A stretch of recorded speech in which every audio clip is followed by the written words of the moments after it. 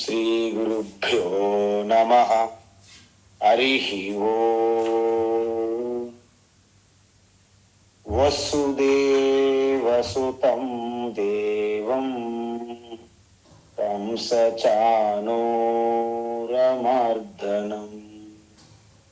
దేవకీ పరమానందం కృష్ణం వందే జగద్గురుం.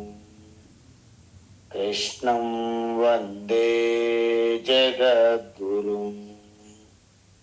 తీర్త్వా మోహార్ణవం హత్వా రాగద్వేషాదిరాక్షసాన్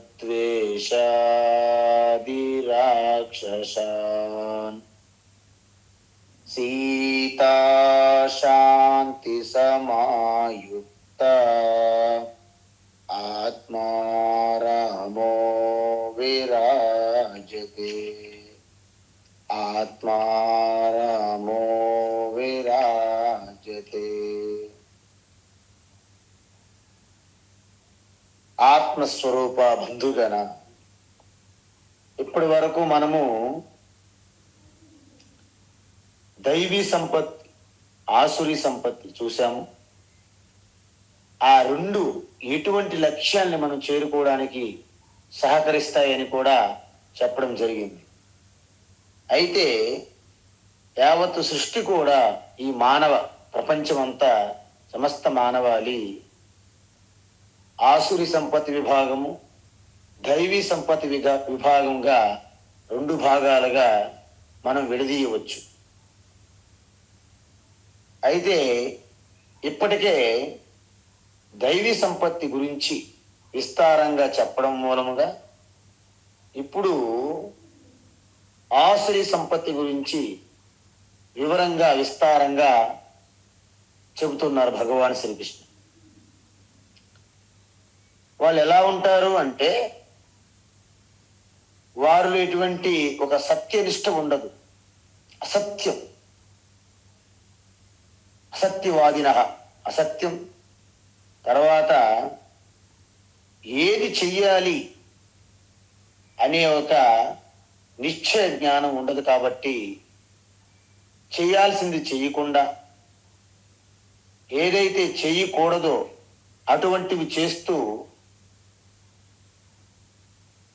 ఎటువంటి శుభ్రత పాటించకుండా, ఎటువంటి శాస్త్ర జ్ఞానం కానీ ఆచారం లేకపోవడం వలన మనస్సుకు తోచినట్లుగా పశువత్ ప్రవర్తనం అంటారు. అంటే పశువులు ఎలాగైతే విచక్షణ జ్ఞానం లేకుండా ప్రవర్తిస్తాయో ఆ విధంగా ప్రవర్తించే వారినే ఆసురాహ అంటే అసురులు అంటారు. వారు ఈ జగత్తుకి, ఈ సృష్టికి ఒక స్థితికర్త గాని, సృష్టికర్త గాని, లయకర్త అనే జ్ఞానాన్ని ఎప్పటికీ ఒప్పుకోరు.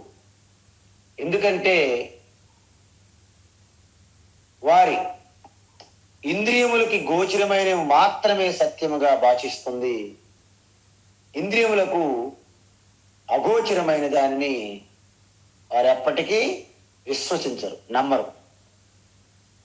అయితే మరి ఈ సృష్టి ఏ విధంగా వచ్చింది అంటే, పరస్పర సంభూతం.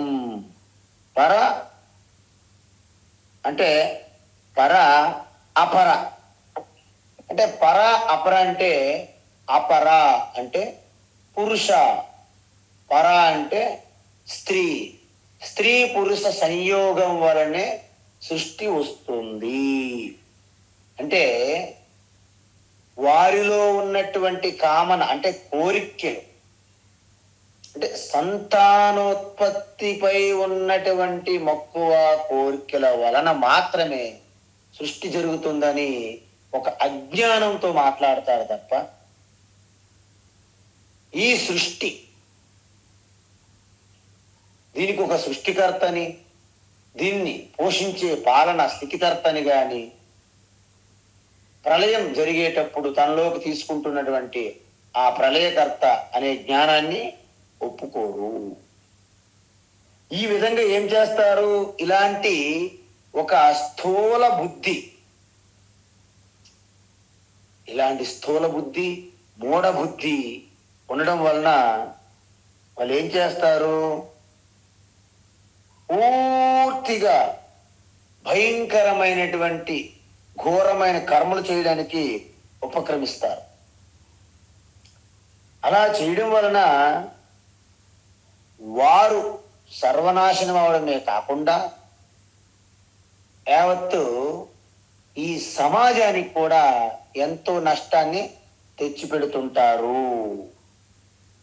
అందువలన వీళ్ళతో చాలా జాగ్రత్తగా ఉండాలి. ఎందుకంటే వారు యావత్ ప్రపంచానికి అహితాహ భవంతి, అంటే శత్రులుగా మారుతారు సమాజానికి. మనం ఇప్పుడు చూస్తూ ఉన్నాం, ఈ సమాజంలో లోక కంటకులుగా మారిన ఉన్నారు. కంసుడు, జరాసంధుడు, రావణుడు, వీళ్ళందరూ కూడా లోక కంటకులుగా మారారు. ఇప్పుడు కూడా చాలా మంది ఉన్నారు సమాజంలో లోక కంటకులు.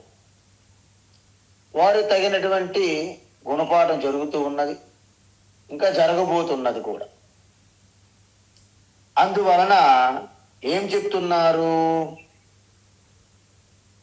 కామమాశ్రిత్య దుస్ఫూరం, కామమాశ్రిత్య దుస్ఫూరం, కామమాశ్రిత్య దుష్పూరం, కామమాశ్రిత్య దుష్పూరం, దంభమానమదాన్వితా, దంభమానమదాన్వితాః,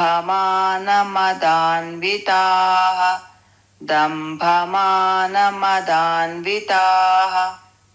మోహాద్ గృహీత్వా సద్గ్రాహాన్, మోహాద్ గృహీత్వా సద్గ్రాహాన్, మోహాద్ గృహీత్వా సద్గ్రాహాన్, ప్రవర్తంతే శుచివ్రతాః, ప్రవర్తంతే శుచివ్రతాః, ప్రవర్తంతే శుచివ్రతాః, కామమాశ్రిత్య దుస్ఫూరం, దంభమానమదాన్వితాః, కామమాశ్రిత్య దుష్పూరం, దంభమానమదాన్వితాః, కామమాశ్రిత్య దుష్పూరం, దంభమానమదాన్వితాః, మోహాద్ గృహీత్వా సద్గ్రాహాన్, ప్రవర్తంతే శుచివ్రతాః, మోహాత్ గృహీత్వా సద్గ్రాహాన్, ప్రవర్తంతే శుచివ్రతాః, మోహాద్ గృహీత్వా సద్గ్రాహాన్, ప్రవర్తంతే శుచివ్రతాః. ఉత్తమం. అయితే ఇప్పుడు మనకి ప్రతి మనిషి కూడా మనం ఏ కర్మ చేసినా, ఏ ఆలోచన చేసినా, ఏ చేష్ట అంటే బుద్ధిపరంగా కానీ, మన మాటలతో కానీ, మన చేష్టలతో చేసినప్పటికీ చివరికి మనం కొన్నిటిని కోరుకుంటాం, కొన్నిటిని చేరుకోవాలని ప్రయత్నిస్తాం. వాటినే పురుషార్థం అంటారు. అంటే పురుషేణ అర్థ్యతే ఇది పురుషార్థ. మన నిరంతరము అదే దృష్టితో మనము చేస్తూ ఉంటాం అవి సాధించడానికి.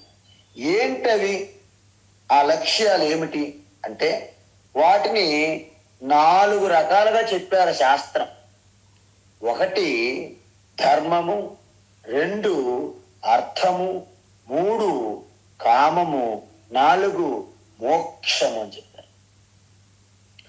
ధర్మార్థ కామ మోక్షాల 4ంటిని పురుషార్థాలుగా చెప్పడం జరిగింది శాస్త్రం. అందువలన ఇక్కడ ధర్మం అనేది మూలంలో పెట్టుకుంటూ ధర్మం ఆధారంగా ధనాన్ని సంపాదించాలి. అంటే ఏంటి? ధర్మ పురుషార్థం విడిచిపెట్టకుండా అర్థ పురుషార్థం అనేది మీరు దానిపైన పని చెయ్యకూడదు. అంటే అర్థం ఏంటి? ధర్మము లేని అర్థము అనర్థము వ్యర్థమవుతుంది. కాబట్టి ధర్మ ఆధారంగా అర్థ పురుషార్థాన్ని మనము ఫస్ట్ చేరుకోవాలి. అందుకే మీరు చూస్తుంటారు, ఎంత సంపాదించి పెట్టినా ధర్మ విరుద్ధంగా అయితే ఆ ధర్మం కాస్త లేనిది, ఆ అర్థము వినాశనానికి దారితీస్తుంది, కష్టాలకి బాధలకు దారితీస్తుంది ఎంత ధనం ఉన్నప్పటికీ. ఎందుకు? ధర్మం మూలంలో లేదు.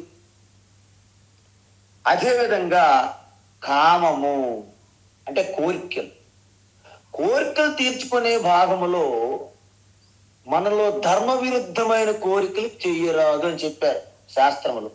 అందుకే ధర్మ అవిరుద్ధ కామ అహమస్మి హే భరతర్షభ,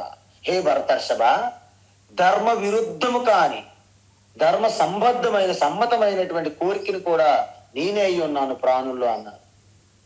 కాబట్టి ఇక్కడ కామ పురుషార్థం అనేది ఖచ్చితమైనటువంటి ధర్మబద్ధంగా ఉండాలి.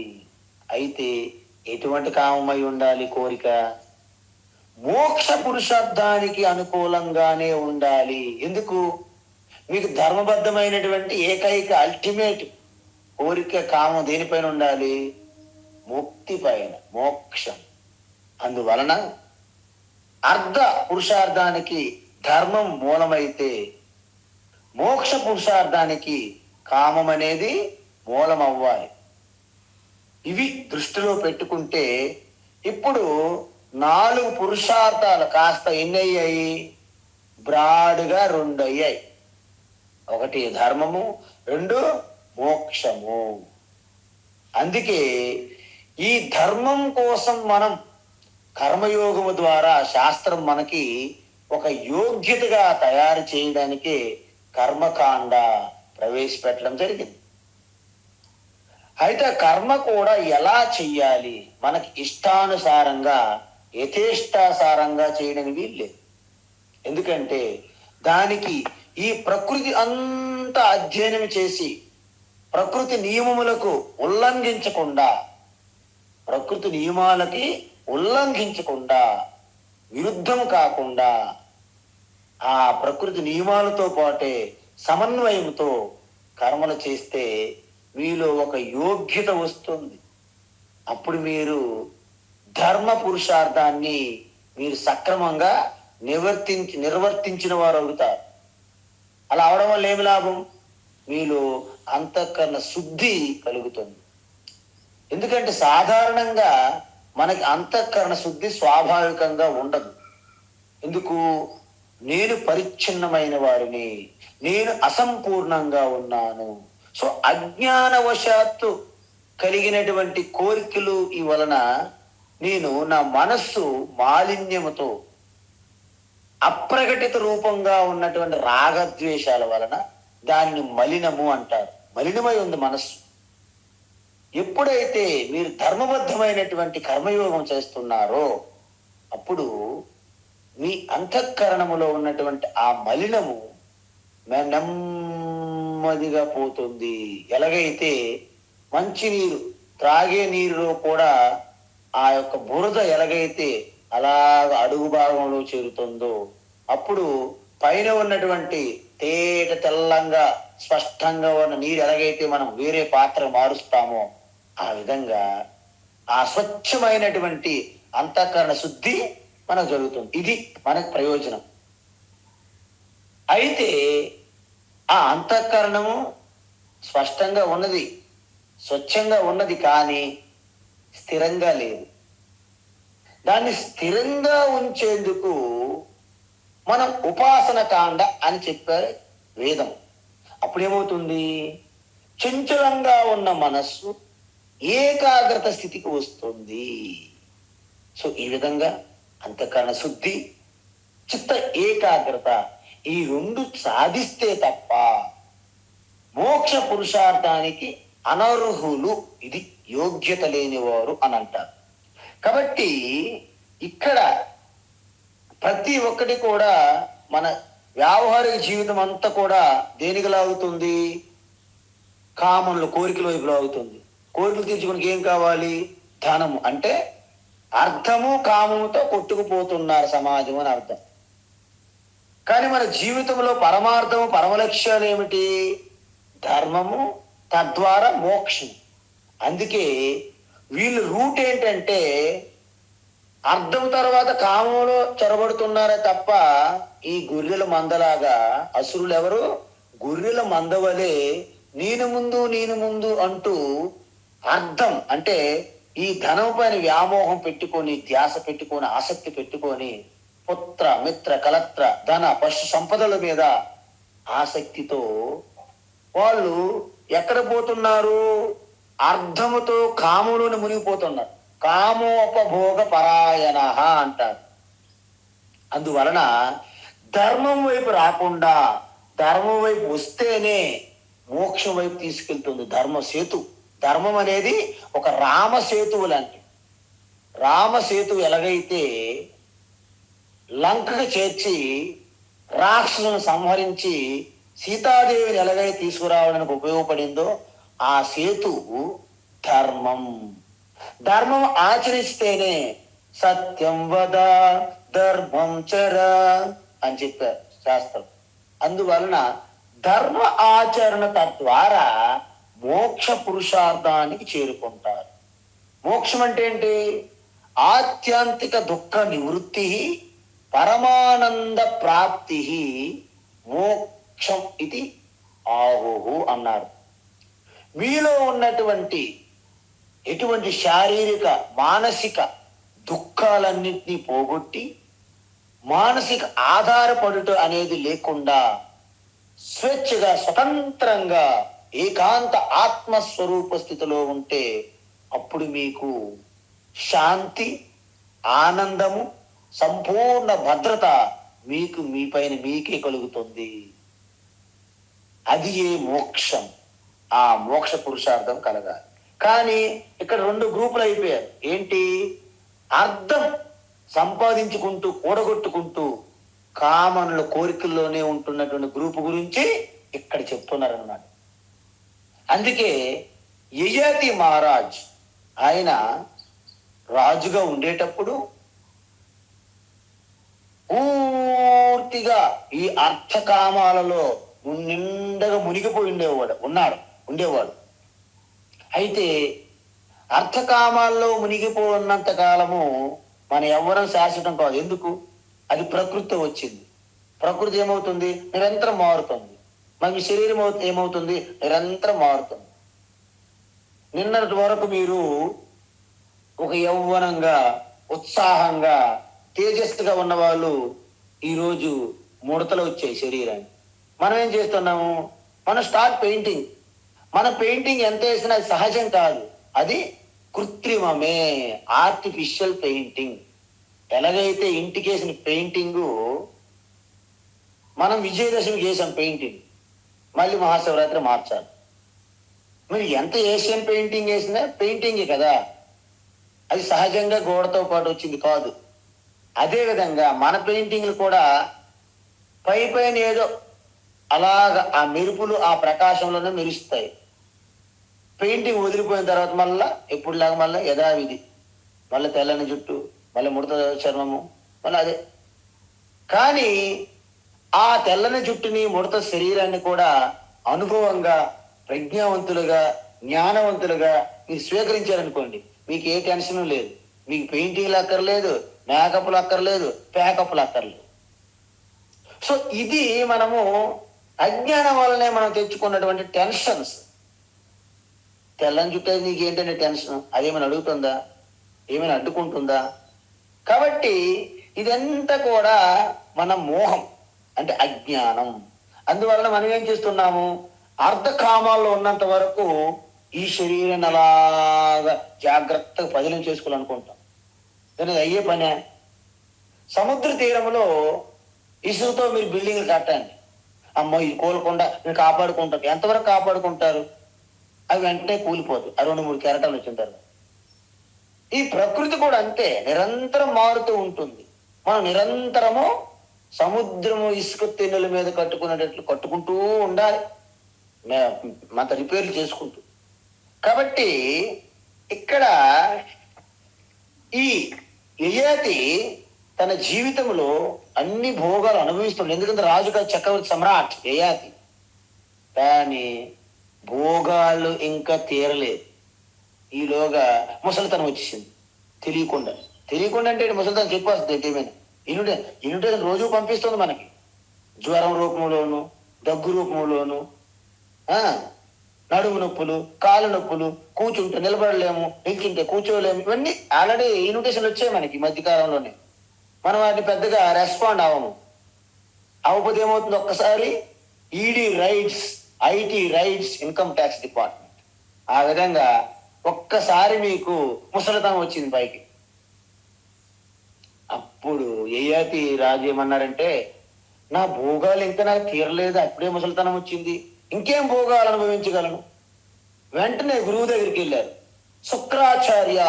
శుక్రాచార్య పాహిమాం రక్షమాం. ఆయన అన్నారు, ఏమిటి నాయన అన్నారు. గురువు గారు, నా భోగాలు ఏమీ ఇంక తీరకుండానే నాకు వృద్ధాప్యం వచ్చింది, నాకు యవ్వనం కావాలి. ఎందుకు? భోగాలన్నీ తీర్చుకొని యవ్వనం కావాలి. ఎందుకంటే నిల్చుంటూ కూర్చోట్లేదు, అలాగైతే అవ్వదు కదా భోగాలు. కాబట్టి అప్పుడు శుక్రాచార్య అన్నారు, కుదరదు బాబు. ఎందుకంటే ప్రతి ఒక్కరికి యవ్వనం అనేది ఒక్కసారి వస్తుంది, రెండు యవ్వనాలు ఎవరికీ లేవు. మీరు ఏం చేస్తారో నాకు తెలియదు, నాకు మళ్ళీ యవ్వనం కావాలి.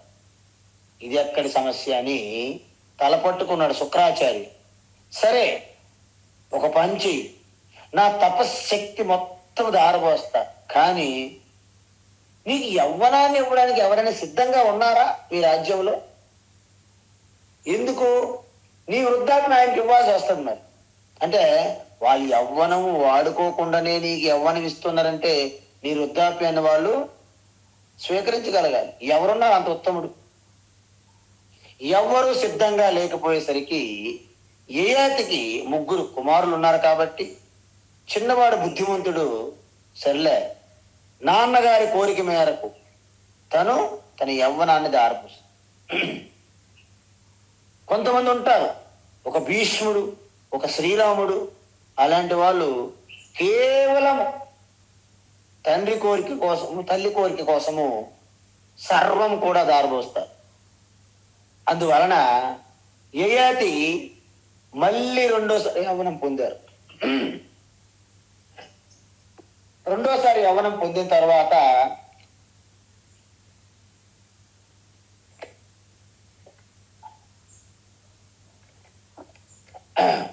మళ్ళీ మొదటికి వచ్చింది కథ. ఏంటి? మళ్ళీ కథ కంచికి వచ్చినట్టుగా మళ్ళీ భోగాలు అనుభవించారు.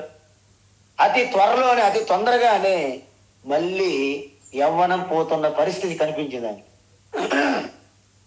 అప్పుడు యయాతి అన్నారు, ఈ యవ్వనము వృద్ధాప్యం ఇదంతా ఒక సినిమా లాగా, first show, second show, morning show లాగా మారిపోతున్నాయి తప్ప వీటిలో సత్యము లేదు, నిత్యము లేదు. ఇది నా యొక్క భ్రమ అని అప్పుడు జ్ఞానోదయం అయింది. 2 యవ్వనాలు అనుభవిస్తే తప్ప మన స్వామికి బుద్ధి రాలేదు, యయాతి మహారాజుకి. అందువలన ఆయన ఏమంటాడంటే, నజాతు కామ కామానా భోగే నవోపశామ్యతి అవిషా కృష్ణవర్త్మేవా భూయ ఏవాభివర్ధతే అన్నాడు. లోకానికి మంచి మెసేజ్ ఇచ్చాడు ఆయన. ఎందుకు? ఆయన నిండా మునిగి బాగా పేకల లోతు దిగిన తర్వాత జ్ఞానోదయం అయ్యింది యయాతి మహారాజు. అప్పుడు చెప్పాడు. అప్పుడు ఇక మంచి ఉపదేశాలు ఇవ్వచ్చు, ఎందుకంటే మనం అన్ని చూస్తాం కదా. అందుకే మనం ఎప్పుడు కూడా పెద్దవాళ్ళ దగ్గర, అనుభవజ్ఞుల దగ్గర తెలుసుకోండి అంటారు. ఎందుకంటే ఆల్రెడీ అప్ అండ్ డౌన్ పడి కింద మీద పడ్డారు కదండి. మళ్ళీ మీరెందుకు మళ్ళీ అదే దారిలో కింద మీద పడ్డమో తెలుసుకొని వ్యవహరించండి అని మన వాళ్ళు చెప్తారు, పెద్దవాళ్ళ అనుభవాలు. అది ఆప్తులు, అనుభవాలు అవసరం, ఎక్స్పీరియన్సెస్. బుద్ధిమంతులు ఎదుటి వారి యొక్క అనుభవాలు, ఎక్స్పీరియన్స్ చూసి ముందే మారుతారు, తెలుసుకుంటారు. మూర్ఖులు వాళ్ళ అనుభవాలు తెలుసుకున్నా కూడా మారరు. అది మూర్ఖులు. అయితే ఏంటి అర్థము? హే మానవులారా, ఈ మనస్సు అనేది ఒక ఫారెస్ట్ ఫైర్, అంటే ఒక అడవికి అంటుకున్న అగ్ని లాంటి.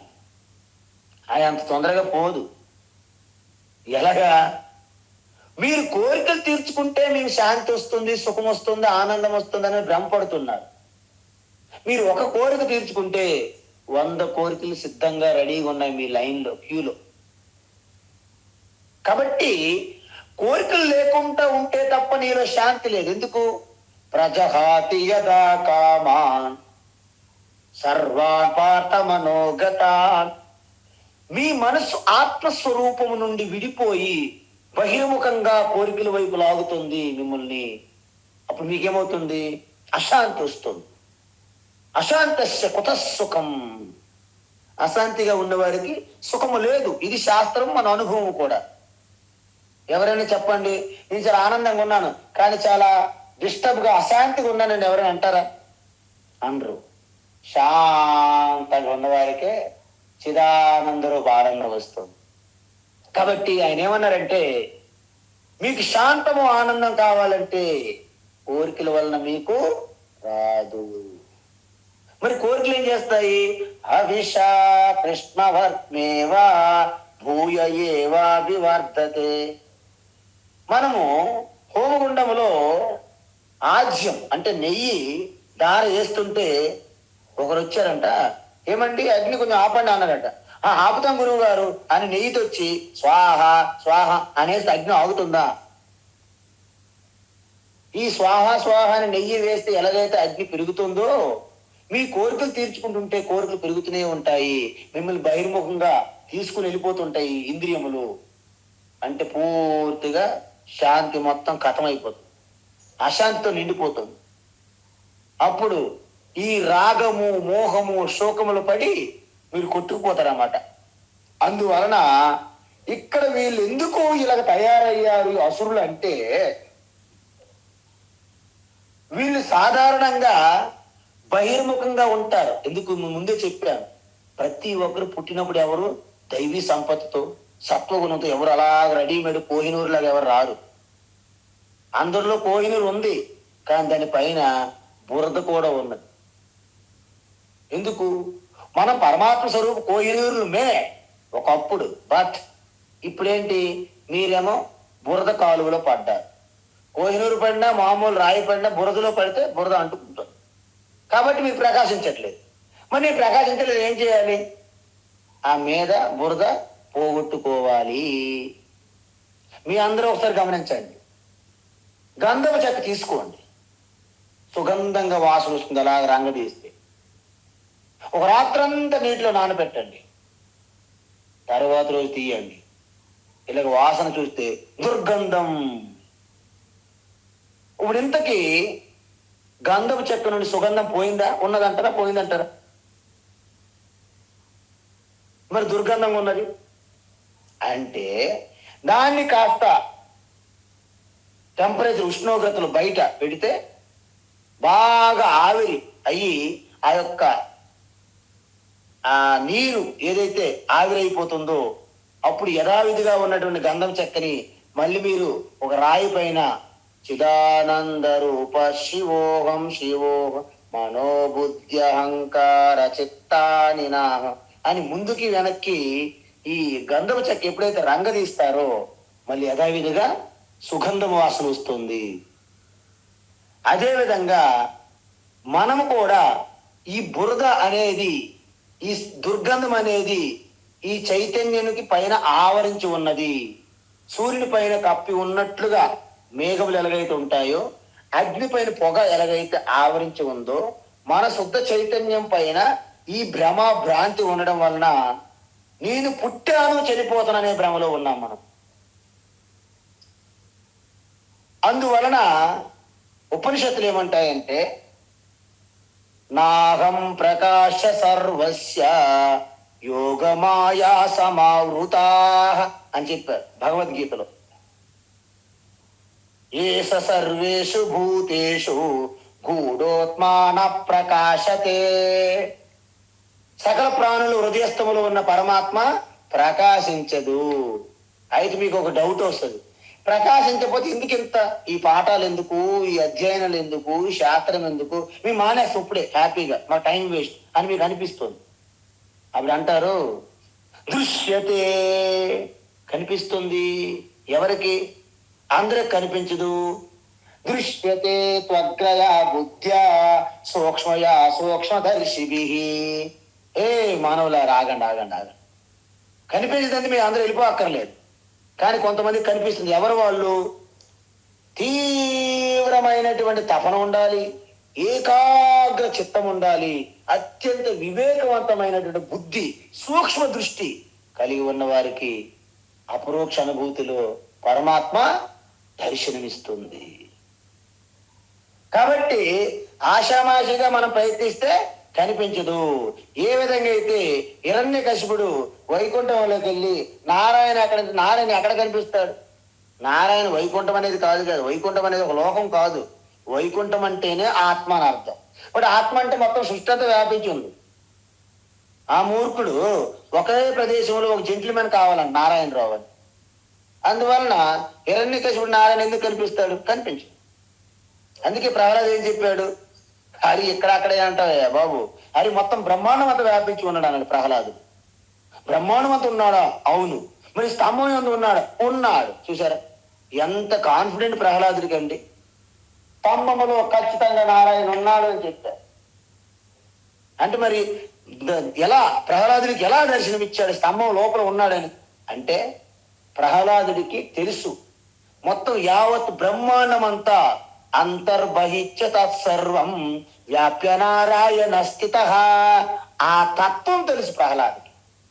మూర్ఖుడైనటువంటి హిరణ్యకశిపుడికి అది తెలియక నారాయణ అనే ఒక జెంటిల్మ్యాన్ ఒక శంకు చక్ర గదాదారి పట్టుకొని ఎదురుగా నా దగ్గర ఉంటే నేను ఇల్లు కొట్టేస్తాను అనుకుంటాను ఆయన. వెళ్ళి మన వాళ్ళు చూడండి, అమాయకులు ఈ మధ్య పహల్గాంలోకి వెళ్తే దొంగతనంగా వచ్చి కొట్టేశారు. అదే నిజంగా కొట్టాలని ఒక సమాచారం ఇవ్వాలి కదా, అప్పుడు ఎలా కొట్టేవాళ్ళు చూసేవాళ్ళు. ఆ విధంగా ఈ మూర్ఖులకి ఈశ్వరుణ్ణి మనం మాంస నేత్రంతో చూడాలంటే ఎలా అవుతుందండి? దానికి ఒక దివ్య చక్షు, దానికి ఒక యోగ చక్షు, దానికి ఒక జ్ఞాన చక్షు, దానికి ఒక తపస్సు. తపసా బ్రహ్మ విజిజ్ఞాసస్వ సతపో తప్యత సతపస్తత్వ ఆనందో బ్రహ్మే దివ్యజాన ఆనందేవ కల్విమాని భూతాని జాయంతే ఆనందే నజాతాని జీవంతి ఆనందం ప్రయంతి అభిశంవిశంతి తద్బ్రహ్మ తత్వమసి. అది నువ్వే ఉన్నావు. నేనే ఉన్నానంటే ఎలాగున్నాను?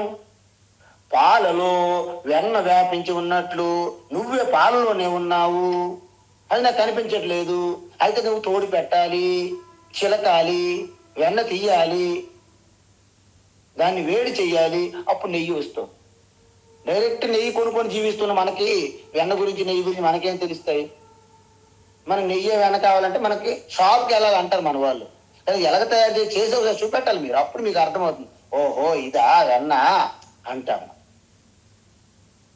వెన్న ఏమో శ్రీకృష్ణుడికి ఇష్టం అని చెప్పేసి ఓ వెన్న నేతి మంటలు పెడతాం. ఒక్కసారి మీరు చిలకాలి యశోదమయ్యేలాగా, అప్పుడు తెలుస్తుంది మీకు ఆ బాధ ఏంటి. అందువలన ఈ అసుర ప్రవృత్తి వాళ్ళకి మూలం ఏంటి? అజ్ఞానం. అజ్ఞానం ఏం చేస్తుంది? నేను పరిమితమై ఉన్నాను, నేను పరిచ్ఛిన్నమైన వాడిని, నేను కర్త భోక్త, నేను పుట్టాను లోకం పుట్టింది, నేను భర్త, నేను భార్య, ఇవన్నీ ఈ జాకెట్లు ఈ లేయర్స్ అన్ని గట్టి బిగించుకుంటారు అనమాట. ఎప్పుడైతే అలా బిగించుకుంటే వాళ్ళు ఏం చేయాలి? నేను గొప్పవాడిని కావాలి అంటే ఏదో ఒకటి చేయాలి కదా. అందువలన అజ్ఞానం వలన కోరిక పుడుతుంది. కోరిక తీర్చుకుని ఏం చేయాలి? ఇంట్లో కూర్చుంటే కోరికలు తీరుతాయా? మనం ఏదో ఒకటి చెయ్యాలి, కర్మ చెయ్యాలి. కర్మ చేస్తే ఏమవుతుంది? మీకు పుణ్య పాపాలు వస్తాయి. పుణ్యం వలన సుఖము, పాపం వలన దుఃఖము వస్తుంది. ఈ పుణ్య పాపాలు మళ్ళీ అనుభవించాలంటే మళ్ళీ జన్మ కావాలి, శరీరము కావాలి. పునరపి జననం పునరపి మరణం, పునరపి జడనే, పునరపి జనని జఠరే శయనం. భజ గోవిందం భజ గోవిందం గోవిందం భజ మూఢమతే. పునరపి జననం పునరపి మరణం పునరపి జననీ జఠరే శయనం. ఇహ సంసారే బహుదుస్తారే కృపయా ప్యారే పాహి మురారే. భజ గోవిందం భజ గోవిందం గోవిందం భజ మూఢమతే అని శంకరాచార్య మూఢమతి మూఢమతి అని చెప్తే ఓహో అదేదో పెద్ద పొగడత అనుకుంటారు మన వాళ్ళు. అందువలన ఈ విధంగా ఈ యొక్క సైకిల్ ఏంటి, సంసార సైకిల్, సంసార చక్రం అంటారు దీన్ని. దీని గురించి కనీసం అవగాహన లేకపోవడం వలన మన వాళ్ళు, మన పెద్ద మనుషులు ఏం చేస్తున్నారు, కామమాశ్రిత్య, చూసారా, పూర్తిగా ఈ లౌకికమైనటువంటి భోగభాగ్యాల కోసం, ఈ భోగాల పైన ఉన్నటువంటి లాలస లంపట, ఆ ఉన్నటువంటి వాసనలు అంటే ఇంగు వాసనల గురించి చెప్పాము ఇంతవరకు మనం. అదేవిధంగా మనం ఇద్దరు అమ్మగారులు చేపల వ్యాపారం చేస్తున్నట్టు ఆ చేపల వాసన ఎంత బలంగా ఉందని కూడా ఇంతకుముందు చెప్పారు. కాబట్టి ఆ విధంగా వీళ్ళు ఈ లౌకికమైనటువంటి వాసనలు బలంగా లోపల లాగుతుంది అయస్కాంతం వల్ల. అందువలన ఈ కామం కోసము వీళ్ళు కోరికలు పెట్టుకొని వారు అలాగా ఈ అర్థం సంపాదించడము, దాన్ని వ్యయం చేయడము. అర్థం అనర్థం వ్యర్థం, అర్థమనర్థం భావయ నిత్యం. లేశమపి సుఖము దాంట్లో లేదని గుర్తించాలి. కాబట్టి ఈ విధంగా దుస్ఫూరం కామమాశ్రిత్య, దుస్ఫూరం అంటే ఎప్పటికీ పూర్తవదనమాట. మీరు ఫారెస్ట్ ఫైర్, అడవిలో అగ్ని అంటుకుంటే మీరు ఎన్ని నీరు పోసినా అది ఆగదండి. అందువలన అగ్ని చూడండి, మీరు ఎన్ని అగ్నిలు వేస్తున్నా స్వాహ స్వాహ, అగ్నికి ఎప్పుడు ఆకలి తీరదంట. అందువలన దుస్ఫూరం నివారించలేని కామమాశ్రిత్య అంటే ఎప్పటికీ సంతృప్తి చేయలేనటువంటి కోరికల యొక్క ఆ జాల్లో పడిపోయి ఏం చేస్తున్నారు, దంభమానమదాన్వితా. దంభమానమదాన్వితా, దంభము మానము మతము అంటే ఒక రకమైనటువంటి ఒక రావణాసురుడు వలె, ఒక దుర్యోధన వలె, లేకపోతే ఒక శూర్పణఖ వలె. అర్థమైంది కదా. సో ఆ విధంగా ఈ దంభమాన మదనుతో, ఈ గర్వము అహంకారము దంభము దర్పముతో కూడి దాన్ని ఆశ్రయించి అలాగ వాళ్ళ ప్రవర్తన ఉంటుంది. చివరికి ఏమవుతారు వాళ్ళు, మోహాద్ గృహీత్వా సద్గ్రాహాన్. ఆ మోహం వల్ల ఎంతో కష్టపడి జీవితంలో ఏ విజయాన్ని సాధించినా దానికి ఒక హద్దు ఉండదు, దానికి ఒక గుర్తింపు ఉండదు. దేశకాల పరిస్థితుల్లో కూడా వారు ఒక రకమైనటువంటి చివరికి వాళ్ళు మిగిలేది విషాదమే, శోకం. ఎందుకంటే పరిచ్ఛిన్నమైన కోరికలు కర్మల ద్వారా పరిచ్ఛిన్నమైనటువంటి ప్రయోజనాలు సిద్ధిస్తాయి.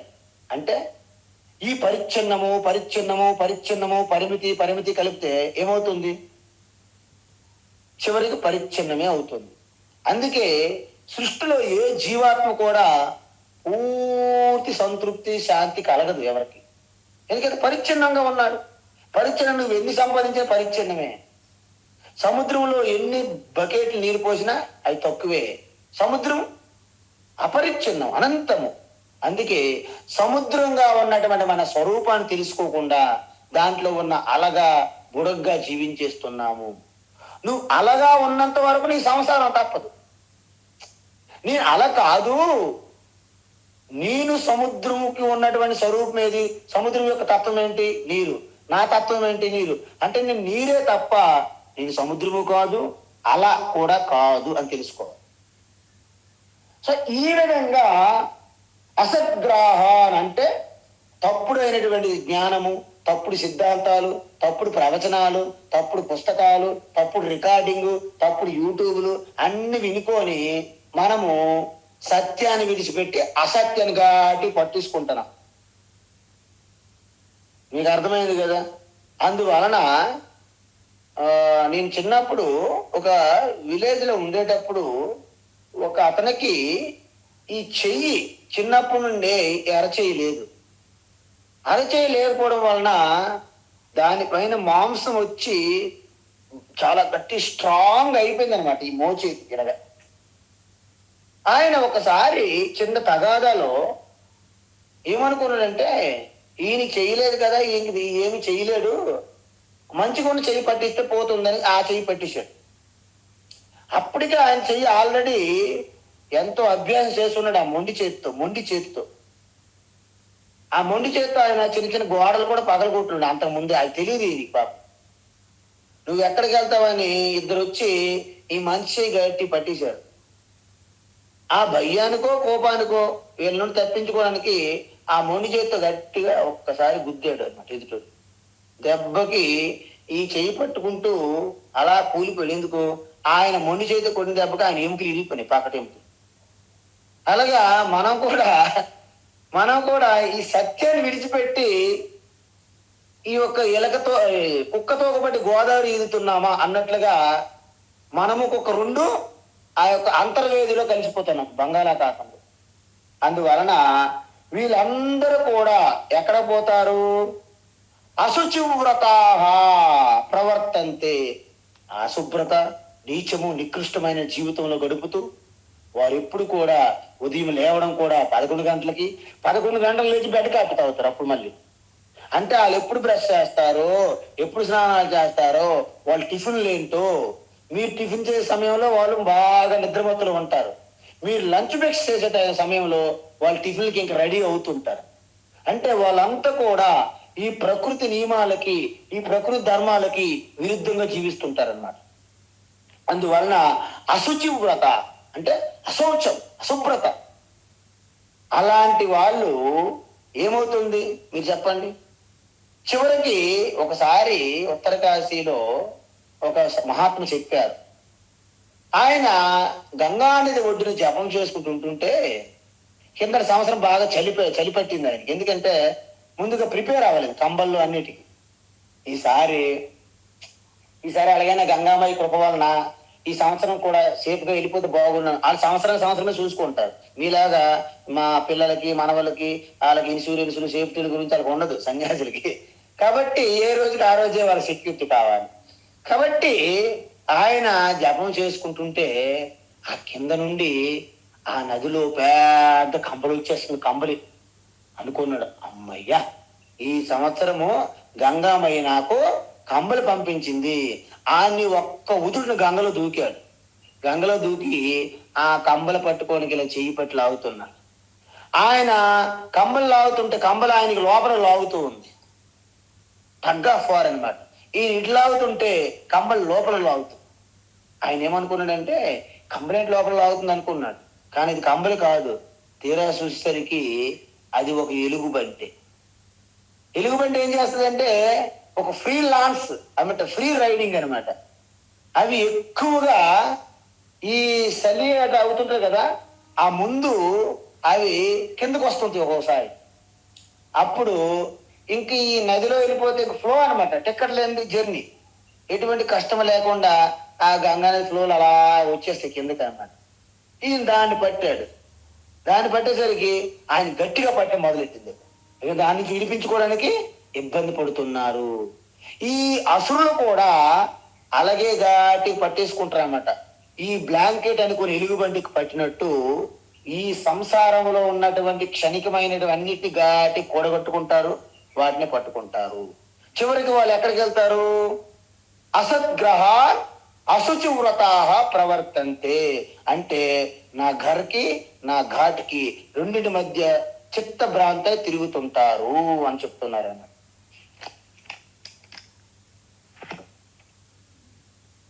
చింతామపరిమేయాంచ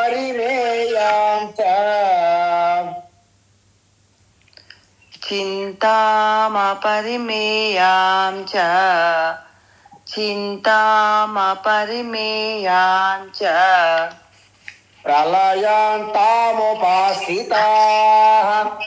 ప్రళయాంతాముపాశ్రితాః ప్రళయాంతాముపాశ్రితాః కామోపభోగ పరమాః కామోపభోగపరమాః కామోపభోగపరమాః ఏతావదితి నిశ్చితాః ఏతావదితి నిశ్చితాః ఏతావదితి నిశ్చితాః చింతామపరిమేయాం చ ప్రళయాంతాముపాశ్రితాః చింతామపరిమేయాం చ ప్రళయాంతాముపాశ్రితాః చింతామపరిమేయాం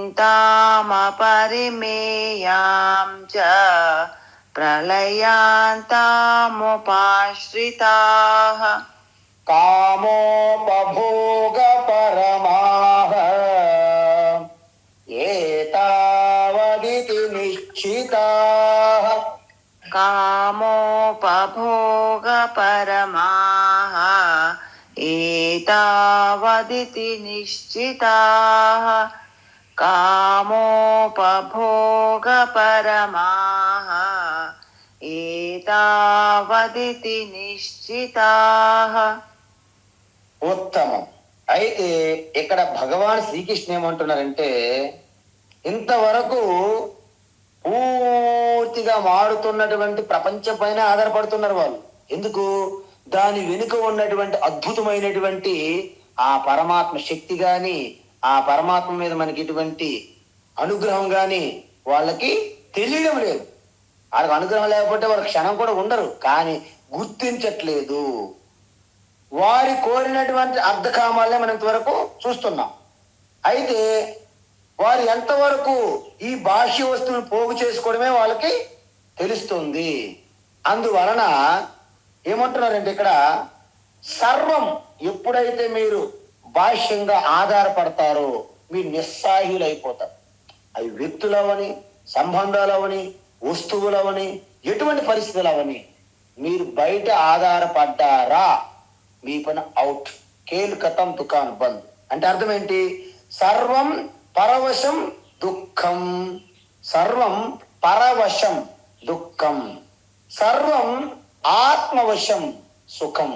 అందువలన చాలా మంది బాహ్యంగా ఆధారపడడానికి ఇష్టపడరు. ఎందుకంటే మనం బాహ్య వస్తువులపైన ఎంతవరకు ఆధారపడతాము, వారు ఎటువంటి నమ్మకమైన వ్యక్తులైనా, ప్రాణ స్నేహితులైనా, మన రక్త సంబంధీకులైనా, మన తల్లిదండ్రులైనా, మన సంతానమైన, గురువులైనా, శిష్యులైనా, ఈశ్వరైనా, భక్తులైనా, మతము ధర్మాలు ఏవైనప్పటికీ ఇవన్నీ కూడా కొన్ని పరిమితులు షరతులతో కూడి ఉంటాయి. కాబట్టి మన సంబంధం ఎప్పుడు ఆత్మ సంబంధం కలిగి ఉండాలి. ఆత్మయే పరమాత్మ. ఆత్మ అంటే ఎక్కడో బయట లేదు. కాబట్టి సర్వం ఆత్మవశం సుఖం అని చెప్పారు శాస్త్రంలో. కాబట్టి ఇంతవరకు మనము అనేక రకాల 100 రకాల అనుభవాలు, ఈ యొక్క సంబంధాలు చూసి చూసి చూసి మనం ఏం నేర్చుకున్నాం? మనం గుణపాఠం నేర్చుకోవాలి. అంటే ఎప్పుడు కూడా మీ వాటిని మీ అపజయం జరిగిందంటే మీరు ఆనందించాలి. ఓహో, భగవంతుడు నాకేదో కొత్త పాఠం నేర్పించాలనుకుంటున్నారన్నమాట. అలా చేయకుండా మనం కృంగిపోయామనుకోండి, కూలిపోయామనుకోండి, కుమిలిపోయామనుకోండి, మీరు కొత్త పాఠాలు నేర్చుకునే అవకాశం కోల్పోతారు. అందువలన మీరు ఎలాగైతే ఒక శిల్పంగా మారే ముందు ఎన్ని సమ్మిటి దెబ్బలైనా అలాగ నిలబడుతుందో, అలాంటి శిల్పమే పూజకి అర్హత సాధిస్తుంది. ఒక సమ్మిడి దెబ్బకి అమ్మయ్య అని కింద పడింది అనుకోండి, దాన్ని పూజించరు. కాలు కడుక్కోవడానికి తొక్కుతారు, దానిపైన కాలు కడుక్కోవడానికి. అదే నిలబడి ఉంటే అదే గర్భగృహంలో పెట్టి పూజిస్తాం మనము. కాబట్టి ఈ విధంగా ఏమంటున్నారు అంటే ఆత్మన్యేవాత్మనా తుష్టః. ఇప్పుడు ప్రజహాతి యదా కామాన్ సర్వాన్ పార్థ మనోగత. మీరు ఎప్పుడైతే ఈ యొక్క స్ప్రౌట్స్ లాగా, ఈ అంకురము లాగా వస్తున్నటువంటి ఈ కోరికల్ని మొదట్లోనే మొక్క అయితే వంగనది, మానైతే వంగదు అంటారు పెద్దలు. అందువలన చిన్న అంకురాలు ఉన్నప్పుడు మీరు ఇలా చిదిమేయాలి. లేకపోతే బాగుంది బాగుంది, ఆ కారు బాగుంది, ఆ ఇల్లు బాగుంది, ఆవిడ బాగుంది, ఆయన బాగుంది, ఇవన్నీ బాగుంది బాగుంది అంటే ఇక అది పెద్ద అంకురం నుండి వృక్షం అయిపోతుంది. ఇక వృక్షం మీరు ఇలా చిదిమిస్తే మీ చెయ్యి చిదుగుతుంది తప్ప వృక్షానికి ఏం కాదు. కాబట్టి ఈ కోరికలు కూడా ముందు మన బుద్ధిలో, అంతఃకరణములో అంకురంగా వస్తుంది. స్టార్టింగ్ వచ్చిన మన చేతిలో ఉండదు, కానీ వివేకంతో ఆలోచించాలి. ఇది నాకు ఉపయోగం ఉందా లేదా, ప్రయోజనం లేదు, అబ్బే ఇది వద్దండి, అక్కడే చిరిమియేయాలి. అంటే మాటగా కూడా మారకూడదు అది. ఇక మాటగా మారకుండా ఇక చేష్టలు ఏం చేస్తాము అంటే నేను తప్పించుకున్నాను. ఇంకొకటి ఏదైనా మంచి ఆలోచన వచ్చింది అనుకోండి, ఇది మనకు ప్రయోజనం సిద్ధిస్తుందా, ఎస్ అయితే ఓకే, దీన్ని కొనసాగించవచ్చు, దాని గురించి చర్చించవచ్చు, మాట్లాడవచ్చు, దానిపైన మనము ఏదైనా కార్యం చేయవచ్చును. ఈ విధంగా ఒక అలర్ట్ మెసేజ్. మనం కారులో వెళ్తున్నాం, పెట్రోల్ అయిపోతుంది అనుకోండి, మనకు సిగ్నల్ వస్తుంది, పెట్రోల్ అయిపోతుంది జాగ్రత్త, దగ్గరలో ఏమైనా పెట్రోల్ బంక్ ఉందా లేదో చూసుకో, లేకపోతే ఏదైనా జాగ్రత్త పడు అని మన సిగ్నల్స్ వస్తుంటది. ఇది కూడా మనకి ఒక సిగ్నలింగ్ లాంటిదే. ఏది మనం కొనసాగించాలి, ఏది మనం ఆపేయాలి, అర్థమవుతుంది కదా. అందువలన ఇక్కడ మీరు ఎంత కామోపభోగాల్లో మీరు ఆరితేరినా మీకు శాశ్వతమైనటువంటి లక్ష్యాన్ని చేరుకునేందుకు మీ లక్ష్యమే తప్పు అండి.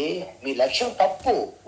మీరు అదొక క్షణికమైనటువంటి లక్ష్యాన్ని అది నా జీవిత లక్ష్యంగా ఎంచుకున్నారు కాబట్టి మీరు దాన్ని ఎప్పుడు కూడా ఒక స్థాయిని పొందలేరు. అది ఏమంటున్నారు, ప్రళయాంతం. అతను మరణించినంత వరకు అసలు దేవుని గుర్తించరు. ఎందుకు? అసలు దేవుడు నన్ను ఒప్పుకుంటే కదా. దేవుడు అనేవాడు లేడు, ఇదంతా టైం పాస్, ఇది అజ్ఞానులు చేస్తున్నారు వాళ్ళు అనుకుంటారు. ఎందుకు? అజ్ఞానంలో ఉండేవాడు అందరూ అజ్ఞానంలో నేనే తెలివైన భ్రమలో ఉంటారు. కాబట్టి అజ్ఞానులు మనకు సర్టిఫికేట్లు ఇవ్వకూడదు. వాడు ఉన్నాడు, ఆల్రెడీ పిహెచ్డి చేసుకుని ఉన్నారు అజ్ఞానంలో. కాబట్టి వాళ్ళు ఏంటంటే ఎప్పటికి కూడా ఈశ్వరుని మీద వాళ్ళకి శ్రద్ధాభక్తి కలగదు. మీరు ఎందుకు పూజలు చేస్తున్నారు, మీరు ఎందుకు ప్రార్థన చేస్తున్నారు అంటారు. ఎందుకు మనం చెయ్యాలి అంటే మనం ఏదైతే మార్చగలమో అవి మార్చడానికి నాకు శక్తి కావాలి. ఓ ఈశ్వర, మార్చగలిగిన వాటికి మార్చే శక్తి నాకు కల్పించు. ఒకవేళ మార్చడానికి వీలు కాదు, దానికోసం నేనెందుకు కొండను పట్టి జుట్టు పట్టి కొండ నుంచి లాగుతున్నట్టు. సరే, ఏవైతే నేను మార్చలేనో వాటిని అంగీకరించే శక్తి నాలో కలిగించాలి. అది ఎలా కలుగుతుంది? ఈశ్వరుని ప్రార్థనతో వస్తుంది ఆ శక్తిని. కాబట్టి ఈ విషయం వీళ్ళకి తెలియదు, ఎందుకంటే వీళ్ళు అసురులు కదా. కాబట్టి నీ పూజలు ఎందుకు, నీ జపం ఎందుకు, నీ ధ్యానం ఎందుకు, ఇవన్నీ వ్యర్థం అనిపిస్తాయి వాళ్ళకి. ఎందుకంటే బయటికి కనిపించే రూపాలకు మాత్రం వాళ్ళు పరిమితమై ఉన్నారు. కాబట్టి వాళ్ళు ప్రళయాంతంలో మరణించినప్పుడు కూడా వాళ్ళు ఈశ్వరుని పైన వాళ్ళకి విశ్వాసం కలగదు. ఎందుకు? కామోపభోగ పరమాహ అంటే వాళ్ళ జీవితంలో పరమ లక్ష్యం ఏంటంటే భోగాల్లో ఆరితేయడమే వాళ్ళ జీవిత లక్ష్యం అన్నమాట. అందుకే కావో పీవో మరజావో ఋతం కృత్వా ఘృతం పిబేత్ అంటే అప్పు చేసి పప్పు కూడి తినడమే, అది వాళ్ళ జీవిత లక్ష్యము. అందువలన ఇది ఏటావతు నిశ్చితాహ, ఇది వాళ్ళు నిర్ణయించుకున్నారు. ఏంటి? అవిద్యాయామంతరే వర్తమాన స్వయం ధీరా పండితం మన్యమానా తంద్రమ్యమానా పరిజంతి మూడా అందేనైవ నీయమాన యత అందా. వాళ్ళు ఆల్రెడీ పిహెచ్డీలు చేసి ఉన్నారు, అందరూ కూడా అజ్ఞానంలో పిహెచ్డీలు చేసి ఉన్నారు. కాబట్టి వాళ్ళందరూ ఏమనుకుంటారంటే మేము ఆల్రెడీ పండితులము, మేము శాస్త్రాలు మాకు తెలుసు, అన్ని నియమాలు వాళ్ళు క్రియేట్ చేస్తారు నియమాలు. అందువలన అన్ని ప్రదేశాలు తిరుగుతూ అందరిని కూడా మోహంలో నెట్టుతూ బలవంతంగా జనం కదా, ఎక్కువ జనం ఏం మాట్లాడితే అదే ఫాలో అవుతున్నారు. జనం అంత ట్రెండ్, దీన్ని ట్రెండ్ సెట్టింగ్ అంటారు. అందువల్ల ఈ ట్రెండ్ సెట్ చేసి మోహం అజ్ఞానం అనే భ్రమ ట్రెండ్ సెట్ చేసి అక్కడికి ఇక్కడ తిరిగి అందరితో భ్రమించి భ్రమ కల్పించి తాను స్వయంగా ఒక 10 మంది గుడ్డివాడికి ఒక గుడ్డివాడు దారి చూపెడుతున్నట్లుగా మనందరిని వాళ్ళని ముంచుతారు. తస్మాత్ జాగ్రత్త జాగ్రత్త. ఈ విధంగా వాళ్ళు ఇంకా ఏమి చేస్తారు, వాళ్ళ యొక్క అల్టిమేట్ గమ్యస్థానం ఏమిటి అనేది రేపటి క్లాసులో కొనసాగిద్దాం. హరి ఓం తత్సత్. సర్వం శ్రీకృష్ణార్పణమస్తు.